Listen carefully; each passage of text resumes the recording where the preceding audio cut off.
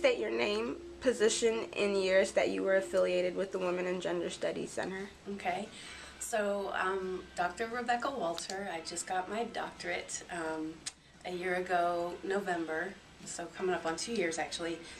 I'm currently now the Associate Director of the Office of Diversity, Inclusion, and Multicultural Education, formerly ODPS and MRRC. And I was affiliated with Women and Gender Studies. I got hired in July 2000, and I worked there until May 2005. And it was the Women's Center now, or Women's Studies, because to me, the Women's Center means cisgender women, right? So what does that mean, really? So I like the shift to Women and Gender Studies, but I was actually the Associate Director, so I did a lot of the programming. I managed the day-to-day. Yeah, I was in it. And then it was Deborah Berghoffen and Nancy Hammerhand that I worked with as directors. And I wrote them all down because it's really important to remember how important the student staff were, because we didn't have a lot of budget, and so we made do with having a very small staff, which you know. I wasn't an academic in women's studies. I was more of an organizer, I guess. So I studied,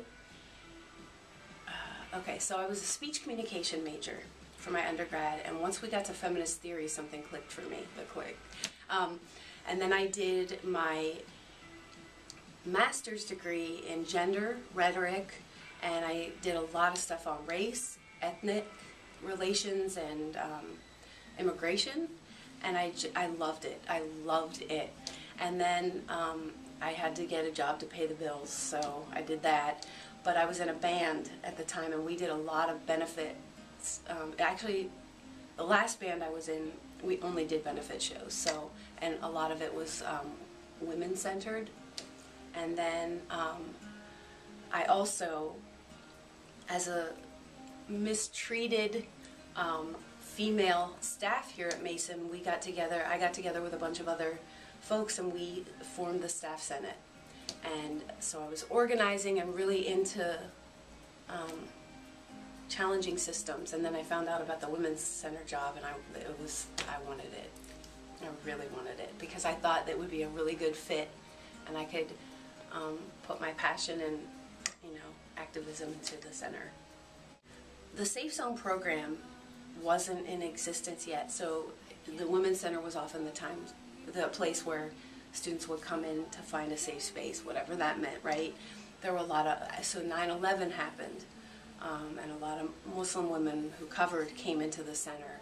And I guess one of the favorite things for me was looking around and seeing who was in the space and the conversations that were happening. So actually the Women's Coalition was what you all are now, is the Feminist Student Organization, but it was just called the Women's Coalition then. And it was pretty under Tara Ellison's leadership, because she represented a lot of different identities. She was half Asian, half white, identified as queer, very into trans activism and HIPS, DC organization HIPS. So the people that she brought into the group, it was a lot of students in the group then.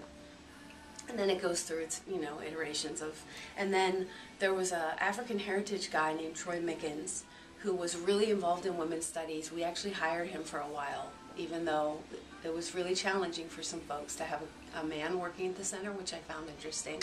But he and I had the idea to start a Men's Allies group. So that was like back in 2002 that there was a Men's Allies group, which is now Sexual Assault Services has something similar, like Men's Strong or something like that. So it's great.